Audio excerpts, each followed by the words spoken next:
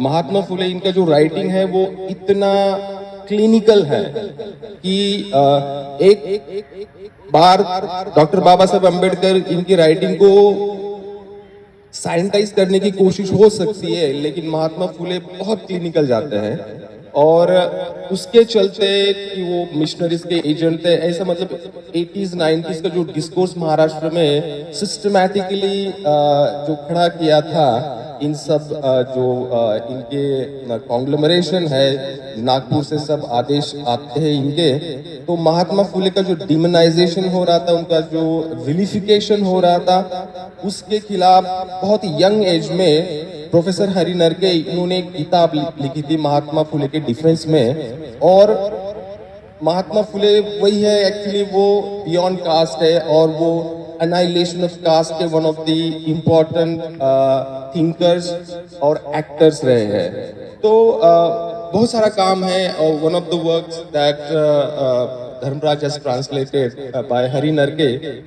हमारे पास महात्मा फुले, सावित्रीबाई फुले, इनका बहुत कम साहित्य उत्तर भारत में दिखाई देता है, जिसके चलते जो इलिटरेसी अबाउट ये जो लड़ाई चल रही सोशल जस्टिस की, what we got in 1947 it was political freedom, right, but social justice which was still at large, because what we get in 1947, possibility of extending freedom to everybody, not the reality. What we see, the reality, it is the result of historical injustice which resulted in that verticality that we see in terms of different sorts of capital. जो हम पूंजी की बात करते हैं तो खाली जो आर्थिक पूंजी नहीं होती है ना, जो इंटेलेक्चुअल कैपिटल होता है, कल्चरल कैपिटल होता है, पॉलिटिकल कैपिटल होता है, बहुत सारे जो 4-5 कैपिटल है। यदि आप सोशियोलॉजी में पढ़ती जब पढ़ते हैं तो ये जो कैपिटल है, इनका जो डिस्ट्रीब्यूशन है वो हॉरिजॉन्टल नहीं है। किसी भी समाज में उस तरह से हॉरिजॉन्टल नहीं होता है, कम अधिक मात्रा में वर्टिकल होता है। पर हिंदुस्तान की जो वर्टिकलिटी इतनी स्टीप थी कि 1947 में SC ST OBC तबके से ना के बराबर लोग एजुकेशन, एडमिनिस्ट्रेशन और कल्चरल फील्ड में थे। ये जो कैपिटल है जो सबसे ज्यादा डिसाइसिव होती है समाज में। तो यदि ये रियलिटी है, ये कोई विशुअल थिंकिंग नहीं, कि कोई झूठ नहीं बोल सकते, facts can tell you that was what we had in 1947। फिर उसका जस्टिफिकेशन कैसे कर सकते हैं हम कि kind of notion of justice that was defending and justifying that verticality was what we call theodicy. Theodicy means divine justice. शास्त्रा में लिखा है तो इनको खाली सेवा ही करनी है, शास्त्रा में लिखा है इन्होंने गुरु बनना है, इन्होंने ये करना है। ये जो डिवाइन जस्टिस का जो ब्राह्मणिकल शास्त्रार्थ में डिफेंस दिखाई देता है, that was the backbone of this verticality. और ये जो डिवाइन जस्टिस थियोडिसी कहते हैं हम, जो धर्म का सहारा लेकर वो अभी भी धर्म का सहारा लेकर ही उसको बरकरार रखा गया है, उसके ऊपर क्लिनिकल हमला किया था महात्मा फुले। फिर बाद में डॉक्टर बाबा साहब अम्बेडकर, पेरियार, बहुत सारे, और महाराष्ट्र में ये बड़ी लंबी परंपरा रही है।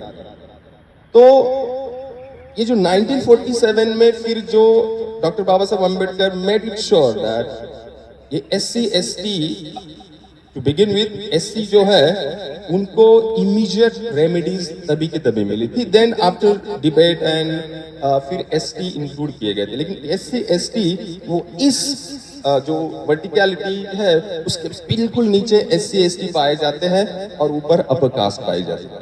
बीच में जो कास्ट है उनका, यदि if you do a systematic analysis of different Capitals, they are not that deprived or that degraded by this theodicy the way SC and STs were.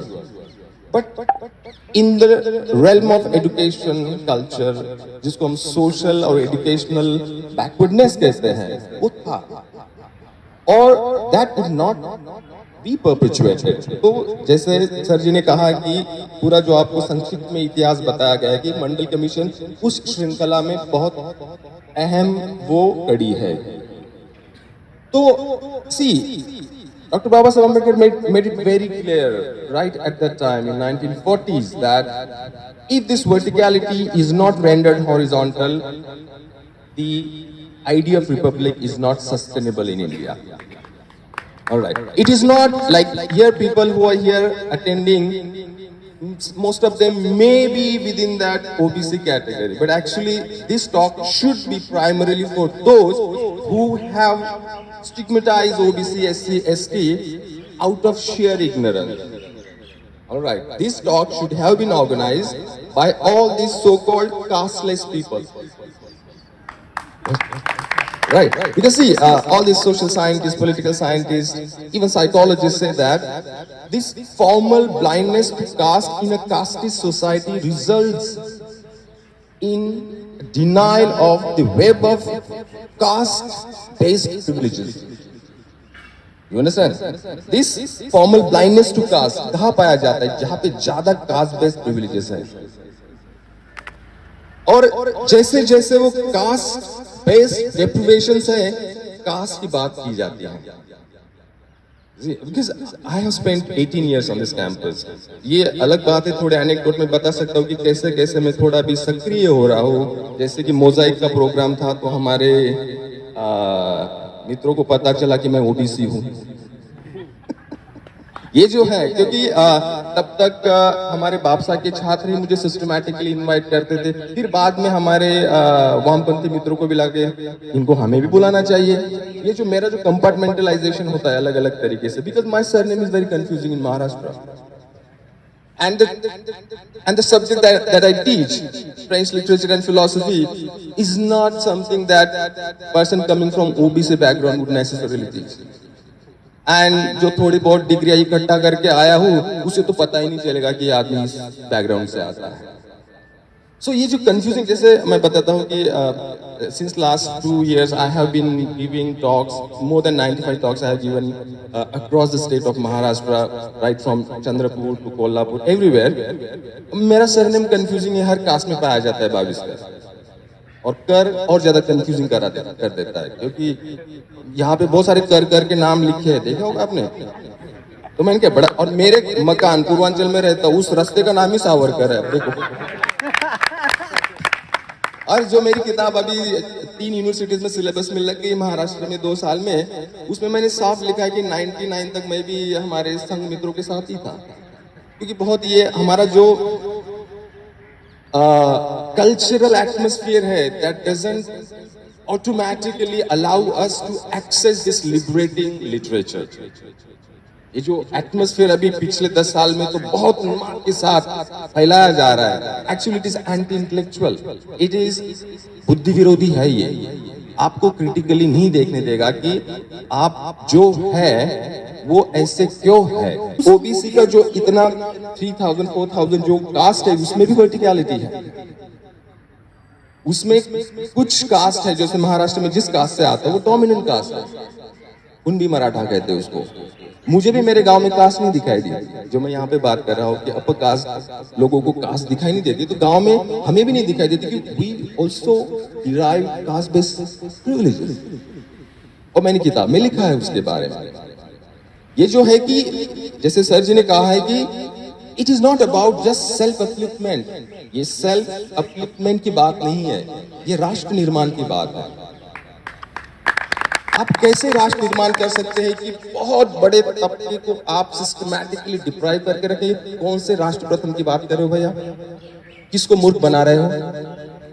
राष्ट्र प्रथम आपके लिए नहीं, आप प्रथम है. और आप लोग स्मोक स्क्रीन क्रिएट करने में आपके 3000 की मतलब लेगेसी है और एक्सपर्टीज है. तो ये जो लिटरेसी है about Mandal commission like it took the will of Vishwanath Pratap Singh government, like 6th August 1990, Mandal Commission was not tabled in a systematic manner. It was not part of the agenda on 6th August जो cabinet meeting हुई थी. इसमें generally क्या होता है कि जो आपको शॉक देना होता है समाज को या फिर इवन क्लोज मिनिस्टर्स को, तो जो जैसे मैंने एग्जीक्यूटिव काउंसिल मैंने अनुभव लिया है कि आप सबसे अहम मुद्दे को टेबल करते हो लास्ट मोमेंट. जैसे meeting cabinet meeting it was a table item. इतना अहम मुद्दा है कि जिससे it's like a historical step and it was not given in advance. It was directly tabled on 6th August 1990 और 13 अगस्त को ऑर्डर्स इशू करवाया गया. क्योंकि 10 साल से तो बस्ते में उसको बंद करके रखा था. क्या था कि उसका आधार क्या था Mandal commission. Actually Mandal commission when it was recommendations were to be implemented, there was sudden eruption of agitation, आंदोलन. दीनबंधु कॉलेज में तो आपको पता ही क्या क्या हुआ. एंड हरिराम सिंह नाम के जो एंटी मंडल एजुकेशन लीड कर रहे थे, उन्होंने मंडल कमीशन को क्या कहा था, एंटी नेशनल. तो एंटी नेशनल ये पहली बार यूज किया हुआ शब्द नहीं है. Mandal commission was anti national, anti social.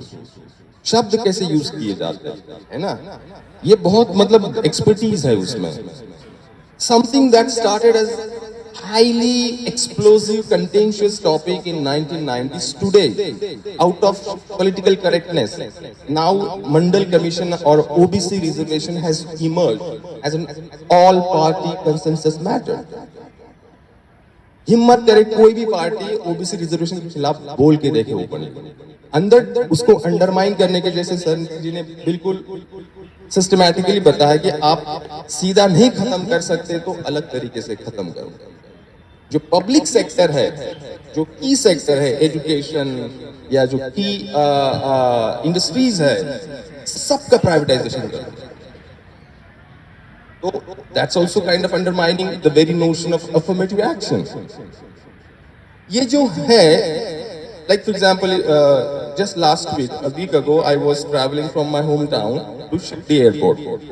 The gentleman who was driving, I was sitting next to him. I keep asking these questions when I travel. मैंने कहा आप कौन हो? बोले मैं मेरा नाम समीर है. और समीर ये ऐसा हिंदूज में भी पाया जाता है, मुस्लिम्स में भी पाया जाता है. मैंने कहा पूरा नाम क्या है आपका? समीर पिंजारी.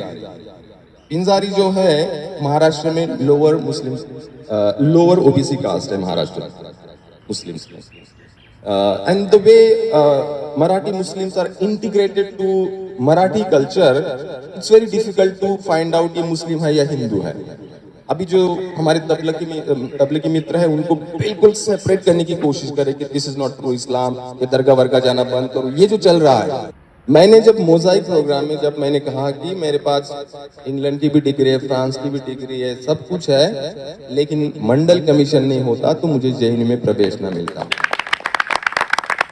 और ये फैक्ट है क्योंकि मैंने एकेडमिक वर्ल्ड में मैंने अनुभव किया है. क्योंकि देखो तुरंत SC ST जो ऑलरेडी है, तुरंत एक कोटा वाला ऐसा बोला जाता है. Even if there is kind of bit of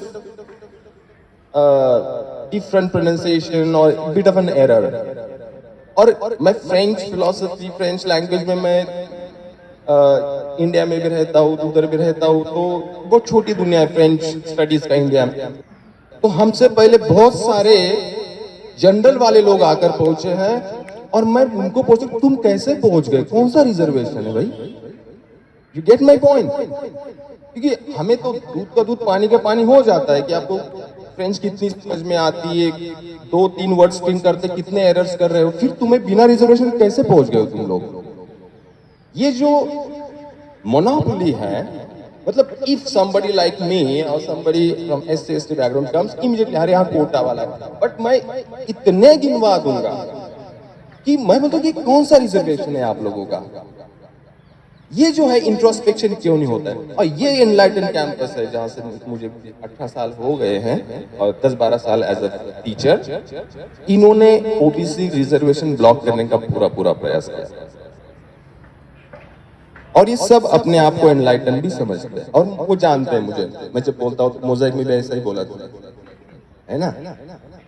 तो इनको शर्म क्यों आती है कि to recognise caste as the very category, the very principle of vision, division, perception, comprehension of Indian society.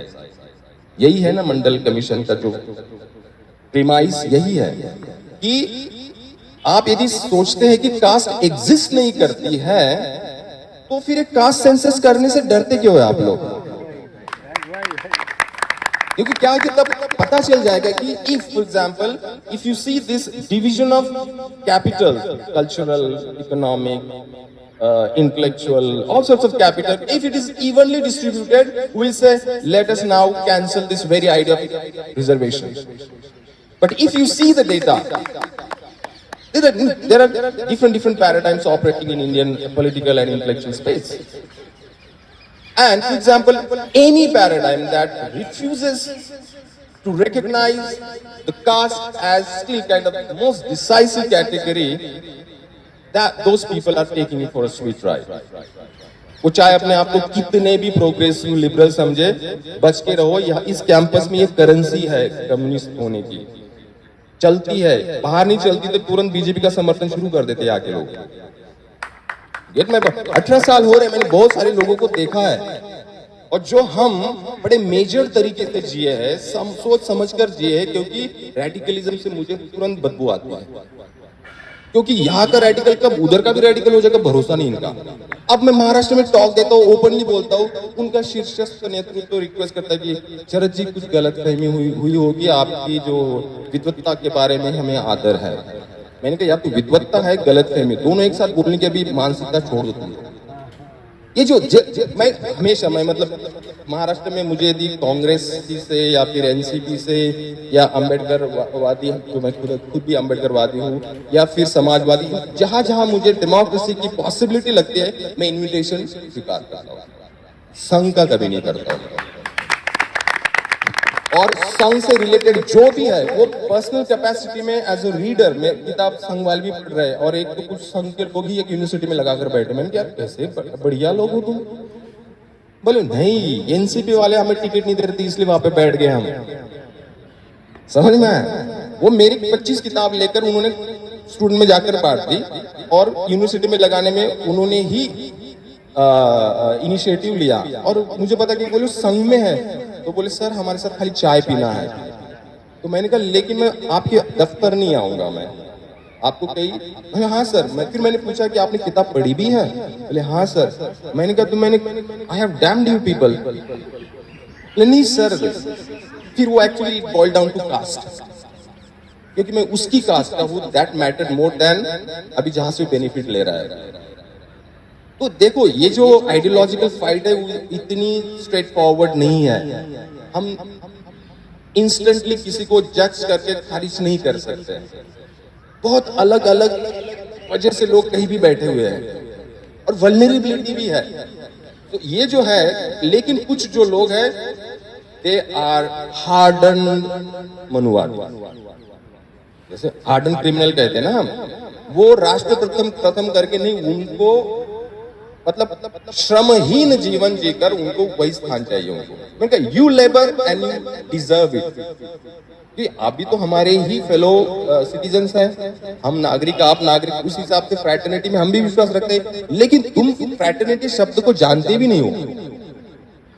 हम तो चाहते कि आप भी मेहनत करें, हम भी मेहनत करें, जितनी मेहनत उतना सबको मिलना चाहिए। लेकिन आप बिना मेहनत के सब चाहते हो। क्योंकि मेरे किताब में एक रिचुअल का मैंने एक एपिसोड लिखा है, वो काफी लोगों को आहत किया। लेकिन महाराष्ट्र में हमें आहत करने की आदत सी है, कोई ज्यादा फर्क नहीं पड़ता है। फिर भी 3-4 यूनिवर्सिटी में किताब लग गई, जबकि वहां पे मैंने, नहीं तो आज की तारीख में मुझे नहीं पता कि हिंदी में कैसे इसको रिसीव किया जाएगा। Point is that see Mandal commission से हम मटेरियल बेनिफिट ही लेंगे, तो एक्चुअली जिस वजह से मटेरियलिटी से हम डिप्राइव कर गए थे वो चीज धरी की धरी और इंटैक्ट रह जाएगी। उसके लिए हमें आइडियोलॉजिकल लिटरेसी की बहुत जरूरत है। फिर ये सस्टेनेबल रहेगा। आपको फिर वहां पे लाने के लिए जो मंडल कमीशन कॉन्स्टिट्यूट किया गया वो की मेहरबानी नहीं है, वो मेहरबानी नहीं है, वो एक्चुअली इस पर हमारा अधिकार है। ये एक्चुअली क्या मतलब जैसे वो पोप करता था, उसने बोल दिया तो राजा रंग बन जाता था, रंग राजा बन जाता था। तो आज के तारीख में sir ji knows better than me that politics is not any more politics, it's just management. Politics is a very noble word. When every political actor is allowed the possibility of reason, faculty of reason. आज की तारीख में बड़े-बड़े सांसद खाली they are reduced to cheer. You see, they are not supposed to reason, they are not supposed to discuss, they are not supposed to disagree. Forget about it. And when politics is reduced to this kind of bureaucratic management, and जो बड़े बड़े parliamentarians है उनका काम policy तय करना नहीं होता है, उनका काम खाली यही होता है कि जहाँ पे उनके कॉन्स्टिट्यूएंट है वहां पे कोई फोन करता है कि हमारी गाड़ी उसने पकड़ ली, वही काम बचा है उनका।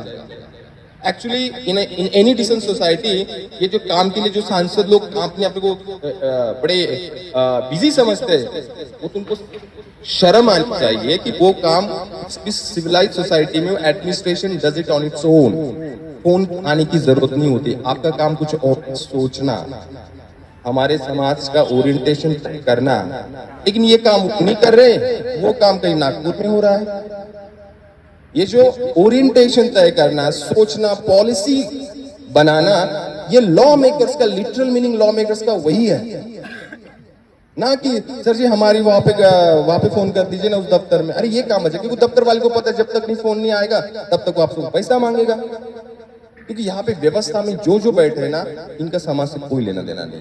Because India needs politics, not management, not business, and we all should be political. Here politics is not allowed anymore, because see, we must celebrate unity, because unity is a principle that accommodates diversity, but we must be careful about totality. Totality means uniformity. Totality leads to totalitarian regime where just एक आदमी आदेश देता है, you are not supposed to question that. And if you are living in a society where people are pushing for totality, for some kind of code, actually we are going backwards. So, on this occasion, we must reflect on the very nature of politics that we are living. It's not politics. It is business. And when everything becomes business, and government says that government has no business to be in business, we are left to our own limited devices to fight for ourselves. And that actually we don't need for that colonization. We don't need external forces to get back to Stone Age. These people are good enough. You get my point? So this is a scary scenario that because we are just so short-sighted that we are thinking about our immediate material gains. कोई टुकड़ा फेंक देगा, कोई लेना देना नहीं, क्या ideology क्या, लेकिन चिपकाएंगे राष्ट्र प्रथम। हम गधे हैं क्या? मतलब देखो, मैं महाराष्ट्र में यही बोलता हूँ, मेरे पीछे कोई और सरनेम होता खालिद तो मुझे यूं खारिज कर देते लोग महाराष्ट्र। लेकिन it's a contingent fact that I was born in a caste जो न्यूमेरिकली इतनी है, तो ये दो बार सोचेंगे इसको करे क्या। You understand? ये सैड अनफॉर्चुनेट फैक्ट लेकिन है। यहाँ पे everybody is not safe.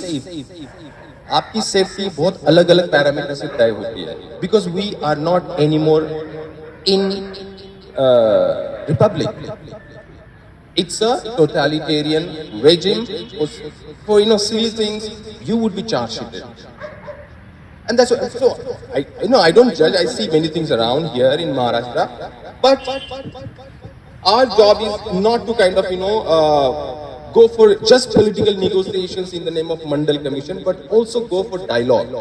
People do not know what Mandal Commission. People who are beneficiaries.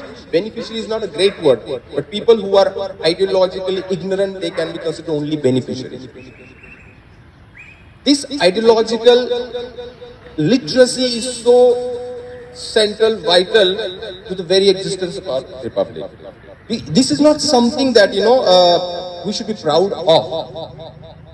Mean the people who are responsible for this verticality. Actually, they should know that it is a reflection of their inhumanity. आप जहाँ पे हो ना, आपने कोई तीर मारा नहीं या झंडे गाड़े नहीं, आप ऐसे ही हो। और हमें वहां तक पहुंचने के लिए बहुत कुछ साबित करना पड़ता है। हमें किसी रियलिटी शो की जरूरत नहीं पड़ती, हमारी लाइफ ही रियलिटी शो है। Get my point? आपको एडवेंचर के लिए रियलिटी शो चाहिए होते हैं, हमारा जो अपहिल वॉक है ना, हमारी लाइफ ही रियलिटी शो है। आप तो फॉल्स एडवेंचर में जी सकते हो, लेकिन give that chance to everybody, kind of reduce that verticality to some extent. It takes a lot of time because this verticality is the result of historical processes, but they are not interested in analyzing critically the historical processes that led to this unequal distribution of capital, where you hardly see any OBC as a professor. Now there are few people अभी थोड़े हो रहे, लेकिन क्यों? या तो हम मतिमंद है क्या, या तो यही उसका एक एंथ्रोपोलॉजिकल रीजन हो सकता है कि, और वो सच में दे माइट बिलीव दिस। जब हम जैसे लोगों के सामने आते हैं, मैंने कहा मतिमंद कौन है बताओ? उनको जब मतलब उनके आंखों में देखकर मैं बात करता हूं, मैंने कहा बता मतिमंद कौन है? See, you have to get that psychological edge to negotiate and to fight for your place. And Mandal Commission, like it took 10 years after the groundwork, and then VP government, VP Singh government. See, VP Singh was not from OBC category. You don't need to be from that category to be ethical. See, ethical it takes a lot of mental strength. It's a sign of weakness to hide behind this kind of religiously earned capital. इसमें आपका कोई बड़ा योगदान नहीं है। तो ये जो एजुकेशन में हमारी जो लड़ाई है, हमें पता है कि I don't judge everybody on this campus. I have met wonderful people who were not necessarily fully Ambedkarite, who were Marxists. And they are open to debate. They know what's happening in Cuba, what's happening in North Africa, what's happening in Europe. But when there is a program on Savitribai Phule and person like me is identified for that, I said it's your damnation is there. You should have been invited because you have that intellectual capital for centuries, and you should have known who have fought for this social justice in our country. And he accepts it. और आप बोलते कि Sharad that was very interesting, tell me more. मैंने कहा क्यों, तू क्या कर रहा था, तेरे बाप दादा क्या कर रहे थे? दिस की दैट एक OBC should speak for OBC reformer, ये शर्म की बात। और हम खाली होचिमिन की बात करेंगे। अरे होचिमिन तो हम भी पढ़े हैं ना, तो यहाँ पे महात्मा फुले की बात कौन करेगा? खाली एक ओबीसी करेगा? शर्म नहीं आती आप लोगों को? ये मंडल कमीशन के बारे में प्रोग्राम कौन ऑर्गेनाइज करेगा? खाली जो ओबीसी तबके से आते। अरे शर्म आनी चाहिए। अपने आप को बुद्धिजीवी कहना अभी बंद कर दो। तुम लोग दुकानदार हो, दुकान चला रहे हो यहाँ पे इंटेलेक्चुअल। ये जो मैंने good 15 years I have observed it. And what I'm saying is on the basis because I could confuse people. Many people used to take me for an upper caste. क्योंकि सरनेम ऐसा है।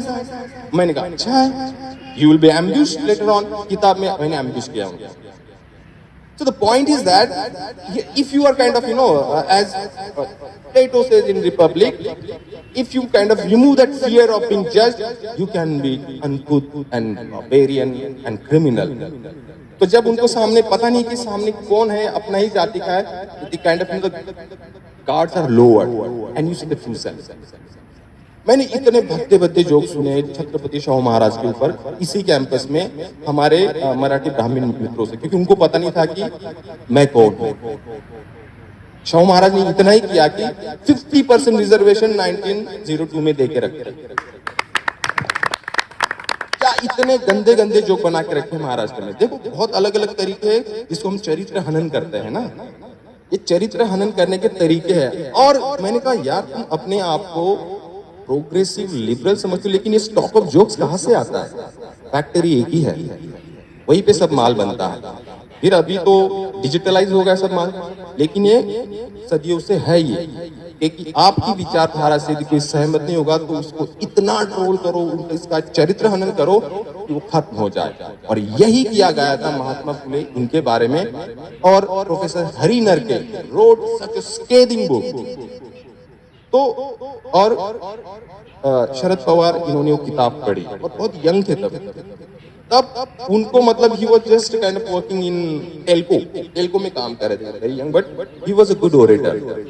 Then he dedicated his life for this literature, that this literature was systematically ignored, quoted out of context, vilified by those people who had intellectual monopoly for centuries, and they could be considered learned and civilized people. That is the civilization. So, friends, Mandal Commission is not just about OBC or those 3,743 castes. It's very much necessary to render this verticality into some horizontality so that this nation is sustained. Of course, it will be sustained. Because, like see, जो Hindutva agenda चल रहा है, वो smoke screen है। आप cast की बात करो तभी आप जस्टिस की बात करेंगे। कास्ट की बात कास्ट को परपेचुएट करने वाले नहीं होते हैं, कास्ट को खत्म करने वाले होते हैं। क्योंकि आप जितने बेनिफिशियरीज होते हैं उतना आपको वो बात करना अच्छा नहीं लगता है। ये जो अलग अलग इंटरसेक्शनैलिटी है, caste, gender, class, region, language, इसके एक्सिस पे जो इनइक्वालिटी है उसका तभी हम अध्ययन कर सके जब हम डेटा बाहर निकालेंगे। 2011 में डेटा है, रिलीज क्यों नहीं कर रहे हमारे भाई लोग? रिलीज करो ना। हम तो जाति अंत चाहते ताकि ये देश एकमय बने, एक संघ बने, स्ट्रॉन्ग बने, यही तो हम भी चाहते हैं ना। ताकि फिर ये डेटा रिलीज करो, डर किस बात का है? नहीं रिलीज कर रहे तो फिर अलग अलग स्टेट अपने अपने तरीके से उसको मेजर कर रहे, इवैल्यूएट कर रहे, मैप कर रहे, एनालिसिस कर रहे।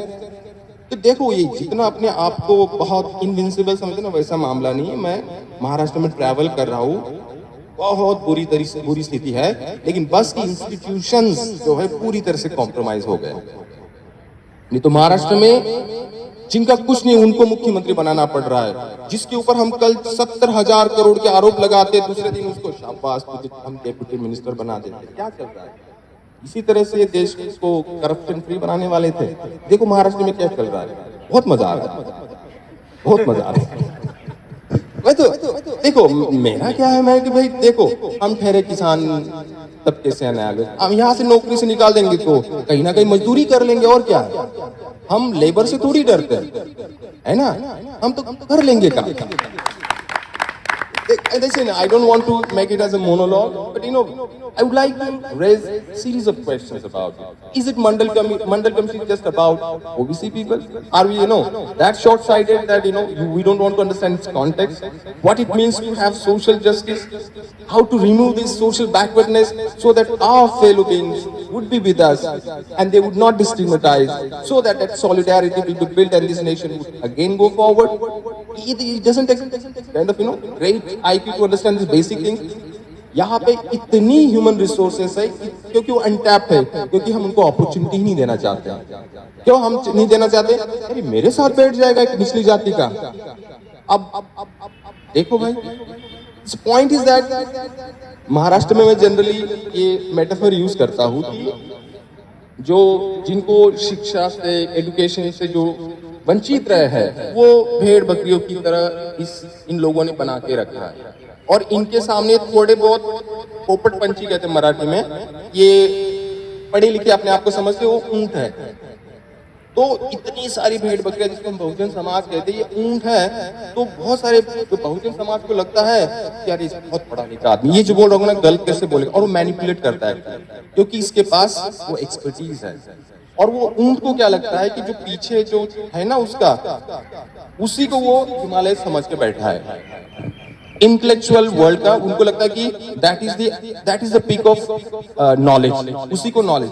लेकिन कभी कभी जो बहुजन तबके से डॉक्टर बाबा साहेब अम्बेडकर, महात्मा गांधी जैसे आते हैं, वो पहाड़ बन के जब सामने खड़े रहते हैं तो ऊंट को पता चलता है कि सर हम आ गए पहाड़ के नीचे। तो ये जब उसके लिए आपको पहाड़ बनना पड़ेगा, उसके लिए आपको एजुकेशन में आना पड़ेगा, उसके लिए हायर एजुकेशन में जगह बनानी पड़ेगी, तब ये जो ऊंट है अपने इसको पहाड़ समझ के बैठे, ये पहाड़ के नीचे आते, तब इनका साइकोलॉजिकल जो रेस्टलेसनेस मैंने बहुत अनुभव किया है। मैंने कहा doctor Baba Saheb Ambedkar said very clearly, India and Indian intellectual class, I don't call them intellectual, they are learned people. Intellectuals are those who are intellectual at the same time they have ethical courage. Even if something that goes against my caste, I should be able to speak that, and that ethical courage that the learned people from this society they lack. That's why they could not produce Voltaire. Thank you very much.